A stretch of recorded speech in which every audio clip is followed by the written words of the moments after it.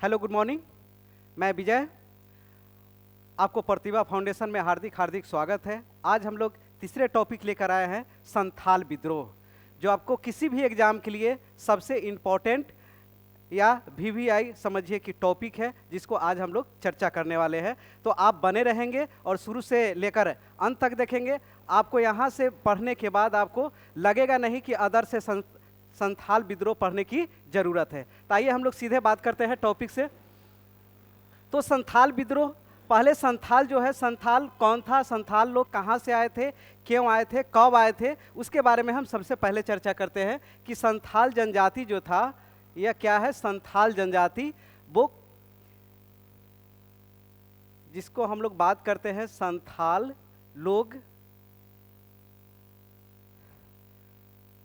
कौन थे, कहाँ से आए, कब आए, ठीक ना। तो ये हम लोग बात करने वाले हैं कि कौन है, कहाँ से आए, कब आए, ठीक ना। तो बात करेंगे हम लोग कि यह जो आए थे वो कहाँ से आए थे। तो सबसे पहले बात करेंगे कि संथाल जो था वो क्या है, एक जनजाति है। कौन था, एक जनजाति है, ठीक। यह जो है कहा जाता है कि बात करेंगे कि संथाल लोग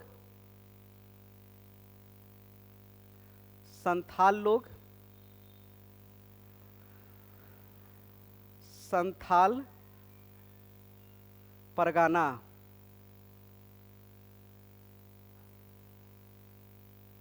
का मूलवासी या मूल, या इसको हम कह सकते हैं का निवासी नहीं था। कह सकते हैं कि हम संथाल जो लोग थे वो क्या है, संथाल परगना के वो निवासी नहीं थे, यानी झारखंड का वो निवासी नहीं थे। तो आए कहाँ थे, कहाँ से थे। तो 18वीं शताब्दी में आप पढ़े होंगे, 18वीं शताब्दी, 18वीं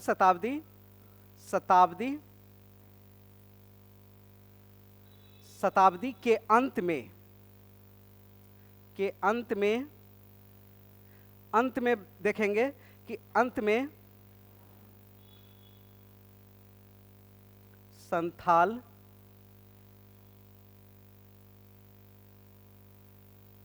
लोग बंगाल के बीरभूम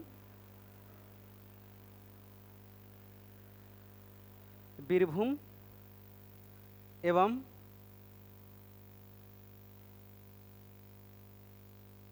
मानभूम क्षेत्र से पलायन कर वो कहाँ आया था, पलायन कर संथाल परगना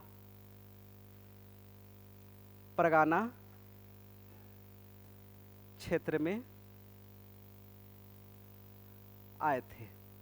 तो आपको यहाँ दो समझ में आया कि संथाल लोग क्या था, संथाल एक जनजाति था। वो कहाँ से आए थे, संथाल जो लोग थे वो संथाल परगना के निवासी नहीं था। तो आए कहाँ से, 18वीं शताब्दी के अंत में संथाल जो लोग हैं वो बंगाल के बीरभूम और मानभूम क्षेत्र से वो का पलायन करके वो कहाँ आए थे, संथाल परगना में आए थे। अब क्यों आए थे वो देखते हैं कि संथाल परगना जो है यह क्षेत्र में आए थे, क्यों आए थे। तो इसके बाद देखेंगे कि क्यों आए थे। तो यह 1770 ईस्वी में बंगाल में भीषण अकाल पड़ा था। क्या पड़ा था, भीषण अकाल पड़ा था, भीषण अकाल पड़ा था। और इतना बड़े पैमाने पर अकाल पड़ा था कि लोग वहाँ से, बहुत सारे आदिवासी परिवर्तित होकर, यानी वहाँ से पलायन करके वो झारखंड के क्षेत्र में, जहाँ कहते हैं संथाल परगना में आके लोग क्या किए थे, बस गए थे। अब जब यहाँ बस गए थे उसके बाद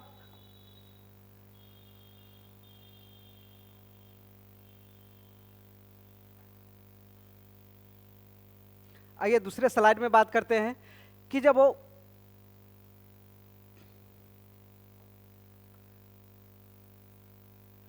यहाँ आकर बस गए थे, कहाँ बस गए थे? संथाल परगना में। संथाल परगना। अब देखते हैं कि संथाल परगना जो है, आधुनिक के बात करेंगे, आधुनिक के बात करेंगे हम लोग, तो आधुनिक में यह आधुनिक झारखंड के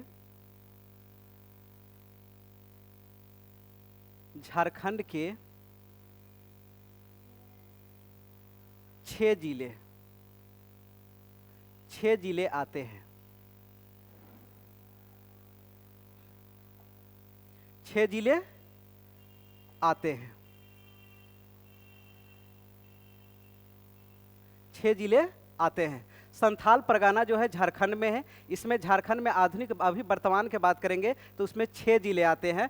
पहला जिला इसमें पूछा जाता है, सवाल भी आता है। पहला देखेंगे दुमका, पाकुर,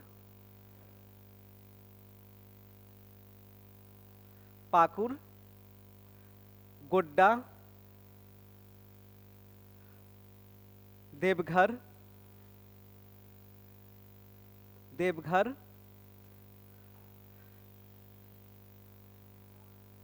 साहिबगंज, जामतारा।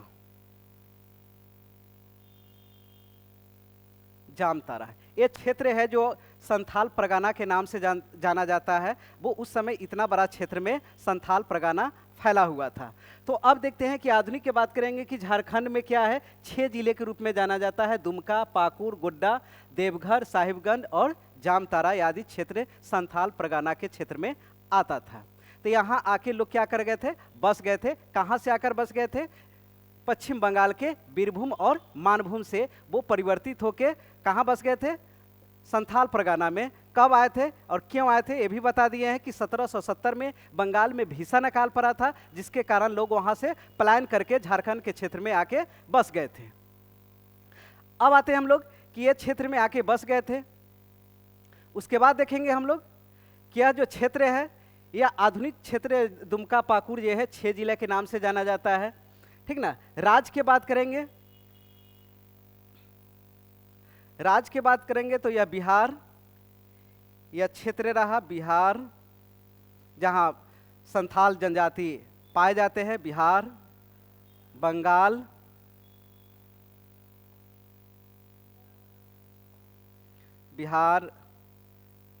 झारखंड,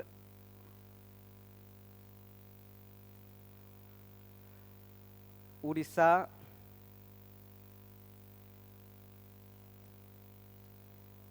बंगाल,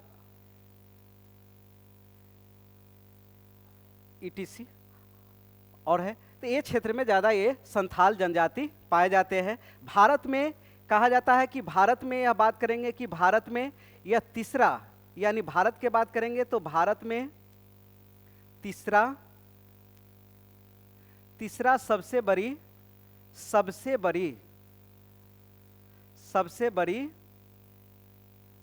जनजाति है।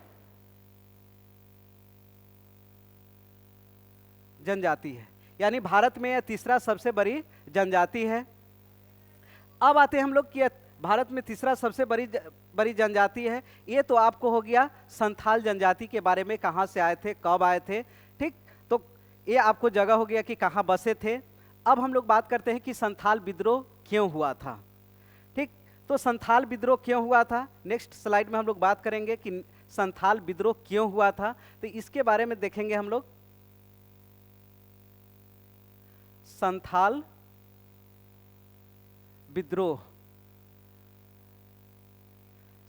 विद्रोह क्यों हुआ था। पहला बात करेंगे कि यह जो है संथाल विद्रोह हुआ क्यों था।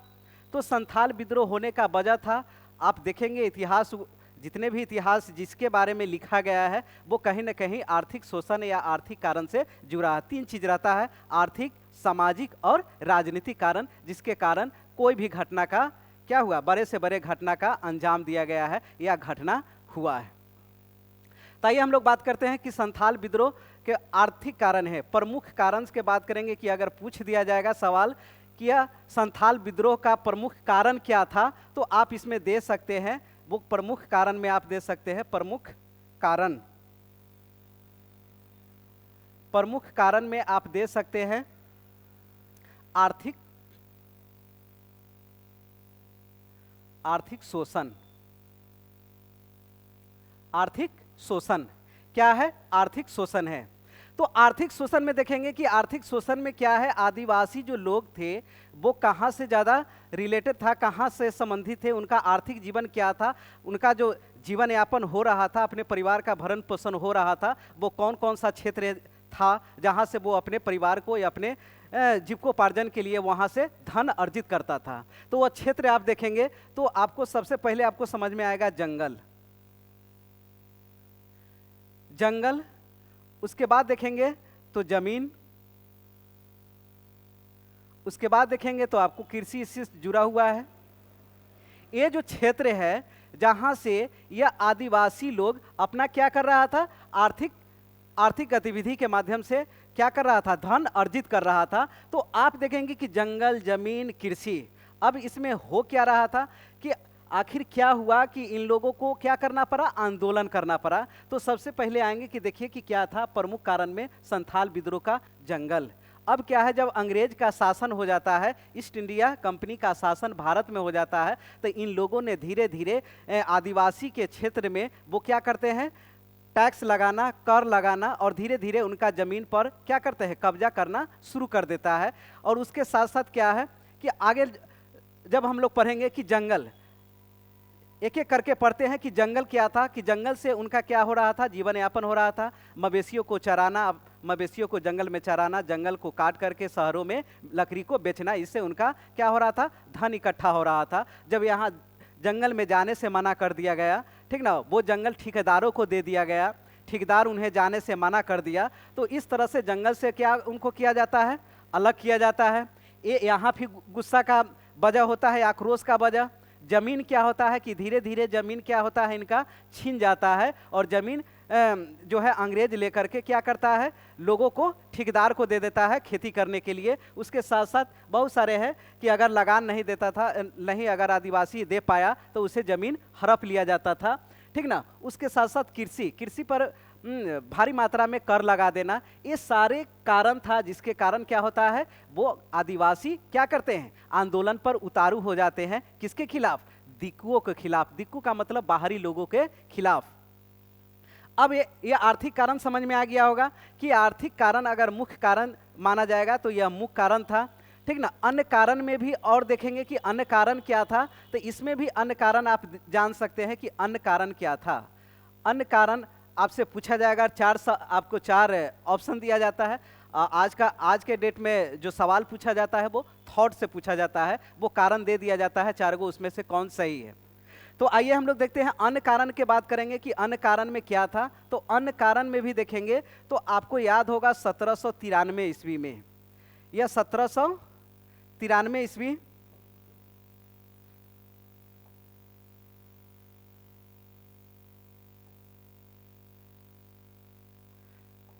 यह 1793 ईस्वी, 1793 ईस्वी में कॉर्नवालिस ने अस्थाई बंदोबस्त लागू किया था। क्या लाया था, अस्थाई बंदोबस्त। अस्थाई बंदोबस्त, यह अस्थाई बंदोबस्त लाए थे। और अस्थाई बंदोबस्त जब लाए थे तो इसके साथ साथ बहुत सारे लोग आए थे, इसके साथ साहूकार, महाजन, पुलिस, भूमि कर पदाधिकारी, ये सारे लोग इनके साथ आए थे। और इन लोगों ने मतलब कहा जाएगा इसको कि अधिक, मतलब क्या है कि जितना उपज नहीं हो रहा था उससे ज़्यादा इन लोगों ने क्या करना शुरू किया, लगान वसूलना शुरू किया। तो आइए देखते हैं कि जब यह अस्थाई बंदोबस्त लागू होता है तो इसके साथ साथ क्या आता है। आप देखेंगे कि यहाँ जब जिस तरह से अस्थाई बंदोबस्त लागू होता है उसके बाद क्या होता है कि भूमि कर पदाधिकारी, पदाधिकारी का दुर्व्यवहार,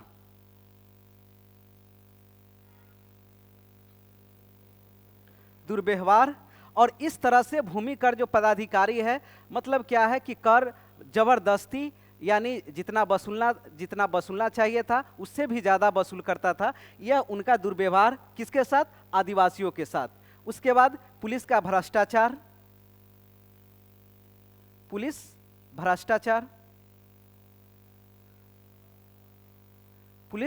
भ्रष्टाचार। उसके साथ साथ देखेंगे कि पुलिस भ्रष्टाचार के साथ साथ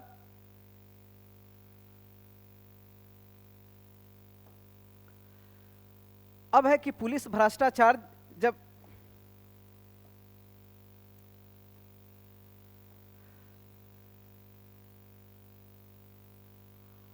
अब आते हैं कि पुलिस भ्रष्टाचार जब हो रहा था तो पुलिस भ्रष्टाचार क्या कर रहा था? पुलिस जो है वो भी क्या कर रहा था? साहूकार, महाजन, ठीक ना, और अंग्रेजों का साथ दे रहा था। और जिसके साथ अगर कोई भी आदिवासी उनके साथ कंप्लेन करता था तो उनको कोई सुनने वाला नहीं था।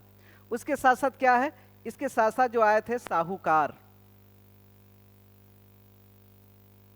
क्या आए थे? साहूकार, महाजन,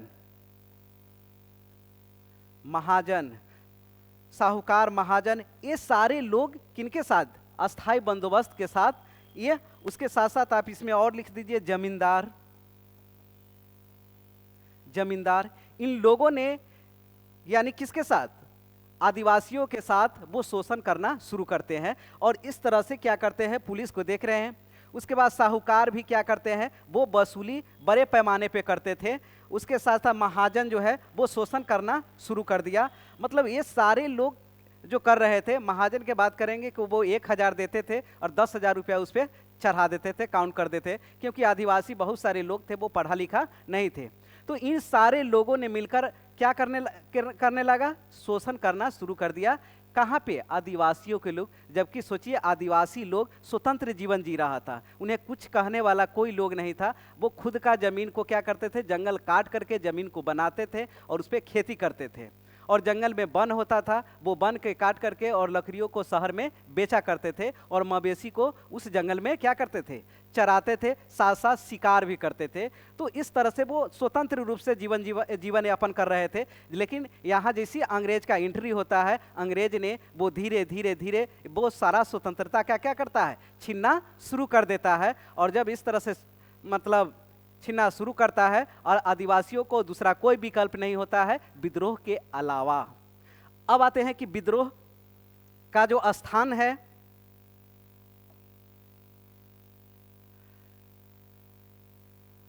अब इसको देखेंगे हम लोग कि यह जो है, अब जो विद्रोह हुआ था, देख रहे हैं कि स्थान की बात करेंगे कि संथाल ने यह भागनाडीह एक जगह है, आम सभा बुलाई गई भागनाडीह में।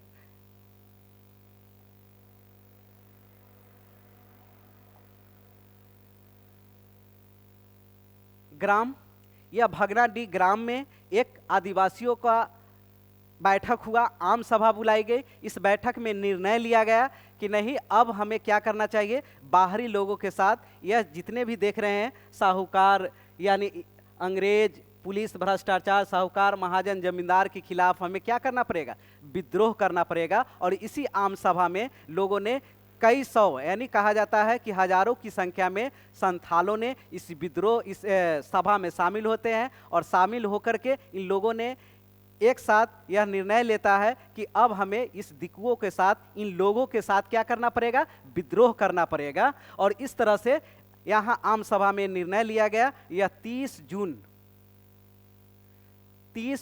1855 से लेकर के यह 1856 ईस्वी तक यह क्या होता है?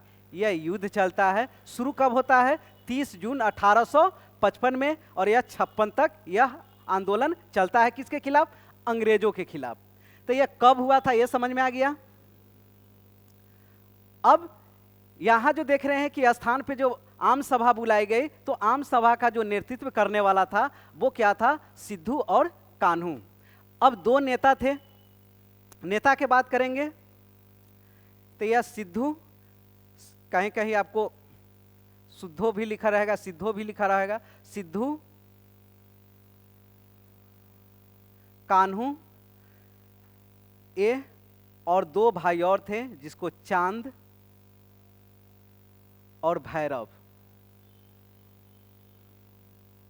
यह चार भाई थे जिन्होंने इस आंदोलन का क्या किया था, नेतृत्व कर रहे थे, चार भाई मिलकर के। आइए तो आप जानते हैं कि प्रमुख नेता की बात करेंगे तो सिद्धू और कान्हू हैं, ठीक। लेकिन इस आंदोलन को चार भाइयों ने चला रहे थे। अब आते हैं कि आंदोलन कब हुआ, इसका नेता कौन था। स्थान की बात करेंगे कि स्थान कहाँ था। स्थान की बात करेंगे कि स्थान कहाँ था, ये समझ में आ गया। तो जगह, जिस जगह यह प्रमुख क्षेत्र जहां यह आंदोलन हुआ, तो यह जो कहा जाता है भागलपुर से राजमहल,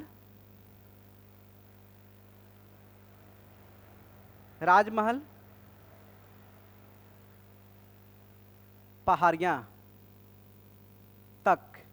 अब कहते हैं कि स्थान जो रहा जहां बड़े पैमाने पर विद्रोह का केंद्र रहा, वो क्या रहा, भागलपुर से राजमहल पहाड़िया तक। अब आते हैं कि राजमहल पहाड़िया तक, इसको दूसरे नाम से भी हम लोग जानते हैं, आप भी जानते होंगे। इसके दूसरे नाम क्या है, कहीं कहीं आपको लिखा दामिन ए कोह लिखा रहेगा, दामन ए कोह, आपको कहीं कहीं मिलेगा आपको दामिन ए कोह। इसका मतलब इस क्षेत्र को, भागलपुर से राजमहल पहाड़ियों तक के क्षेत्र को क्या कहा जाता है, दामन ए कोह कहा जाता है। कोह का मतलब होता है, इसका अर्थ समझ लीजिए कि इसका अर्थ क्या होता है। तो इसका जो अर्थ होता है वो आपको होता है पहाड़ियों के किनारे, पहाड़ियों के किनारे, पहाड़ियों के किनारे।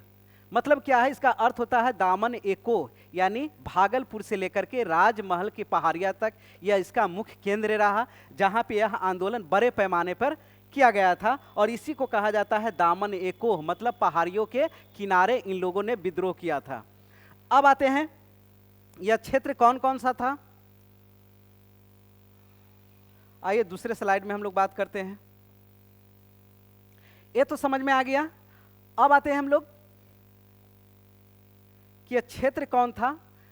विस्तार, विस्तार की बात करेंगे कि यह कहां से कहां तक था।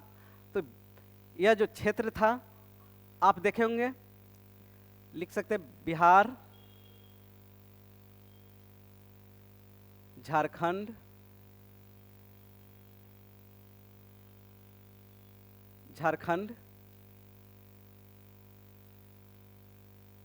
बंगाल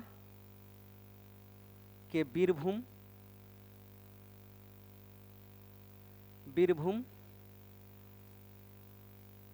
मुंगेर, हजारीबाग,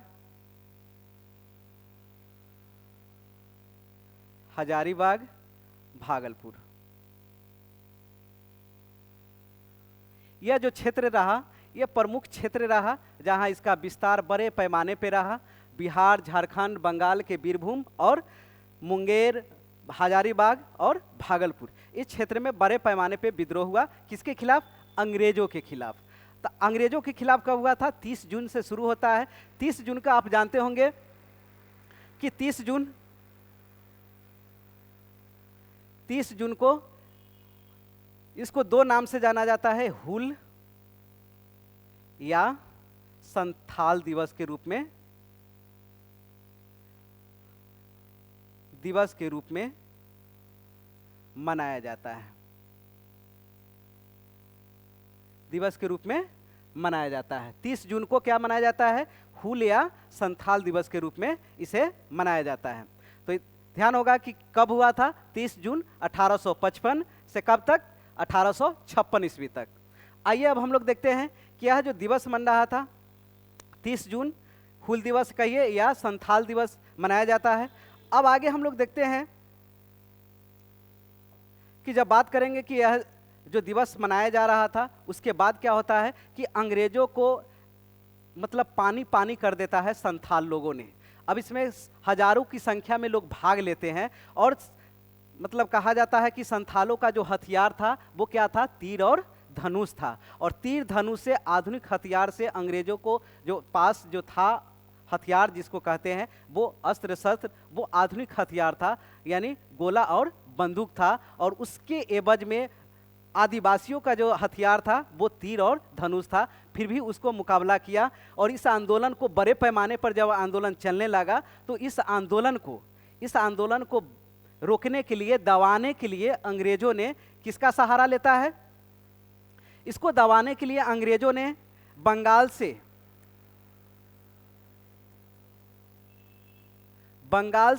मेजर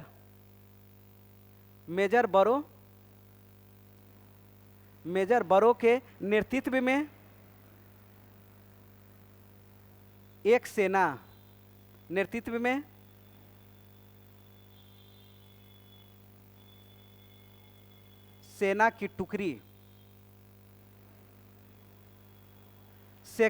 की टुकड़ी के साथ इन्हें भेजा गया। कहाँ भेजा गया? भागलपुर में भेजा गया। किस लिए? इन्हें दबाने के लिए। किस विद्रोह को? संथाल विद्रोह को दबाने के लिए। जब इसको नेतृत्व में भेजा गया तो इन्हें क्या करता है, आदिवासियों ने इन्हें क्या किया जाता है? हरा दिया जाता है। इसको हरा दिया जाता है। और हराया कहाँ जाता है? भागलपुर के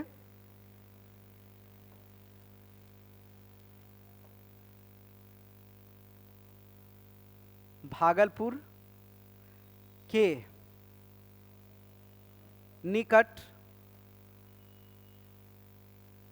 पीर पैती मैदान में अंग्रेजों को क्या किया जाता है? हरा दिया जाता है। यानी किसको हरा दिया जाता है? मेजर बरो को हरा दिया जाता है, क्योंकि वो कलकत्ता से सेना को लेकर आए थे संथाल विद्रोह को दबाने के लिए। लेकिन यहाँ क्या करता है? मेजर बरो को हारना पड़ता है। यानी संथाल को कहा जाता है कि संथाल आदिवासी जो है, इनकी पहली जीत मिलता है यहाँ पे। किसको? मतलब मेजर बरो को हरा करके। अब आते हैं कि यह सवाल पूछा जाता है कि भागलपुर के निकट कहाँ हराया गया था? तो पीर पैती मैदान में क्या किया गया था? मेजर बरो को हराया गया था। अब आते हैं कि इस आंदोलन को दबाया कहाँ गया था? तो इस आंदोलन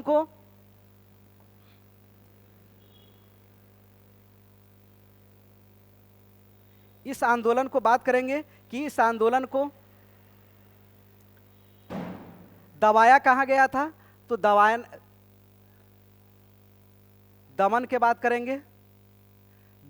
करेंगे कि दमन किसने किया था या दबाया किसने था। तो ये आप देखेंगे कि भागलपुर का जो कमिश्नर था वो मेजर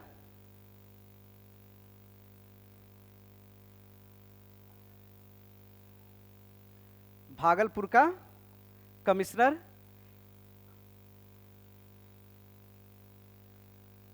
ब्राउन।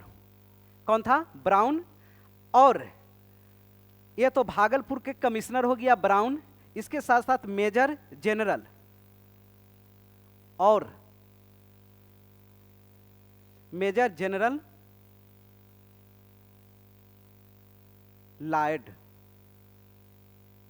लॉयड ने मिलकर इस विद्रोह को क्या किया गया था?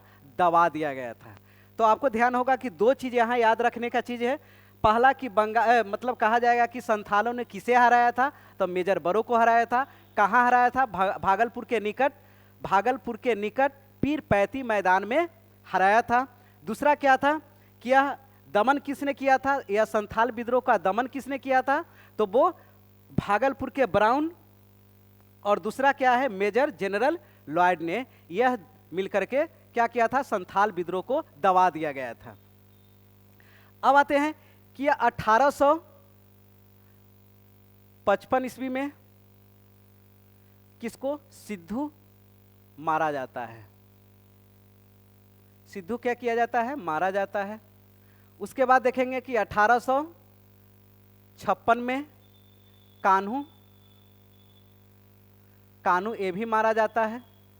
और इस तरह से दोनों जो नेतृत्व करने वाले नेता होते हैं वो मारा जाता है। उसके बाद धीरे धीरे यह क्या होता है कि आंदोलन बंद हो जाता है, यानी आंदोलन बंद नहीं होता है पूर्ण रूप से, यह चलते रहता है, लेकिन आंदोलन की गति जो है वो एकदम धीमा पड़ जाता है जो प्रमुख नेता मरने के बाद।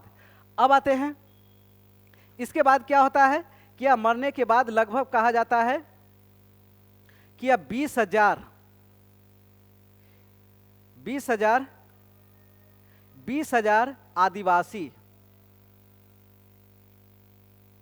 आदिवासी इस आंदोलन में मारा गया था। लगभग बताया जाता है कि 20,000 आदिवासियों ने क्या किया था, अपनी कुर्बानी दी थी। सोचिए, यह सबसे बड़ा आंदोलन है, कहा जाएगा कि हिंदुस्तान का सबसे बड़ा आंदोलन जिसमें बड़े पैमाने पे मारा गया था। पहला तो आपको इसको कह सकते हैं संथाल विद्रोह को, इसलिए ऐसा कोई एग्जाम नहीं है जिससे आपका इससे सवाल नहीं पूछा जाता है। तो अब आ गया कि मेजर जनरल, अब यह 20,000 लगभग इसमें मारा गया था। कहा जाता है कि इसमें 32 जनजातियों ने, यानी 32 जनजातियों ने साथ साथ अन्य जातियों ने भी क्या किया था, भाग लिया था इस आंदोलन में। किसके साथ, संथालों के साथ। तो आपको समझ में आ गया होगा कि आज हम लोग पढ़े हैं संथाल विद्रोह। अगर आपको इस वीडियो को 1 से 2 बार देखेंगे तो आपको सारा समझ में आ जाएगा और इससे ज़्यादा आपको सवाल नहीं पूछा जाएगा। तो धन्यवाद, थैंक्स दोस्तों, और इस तरह से प्यार बनाए रहें।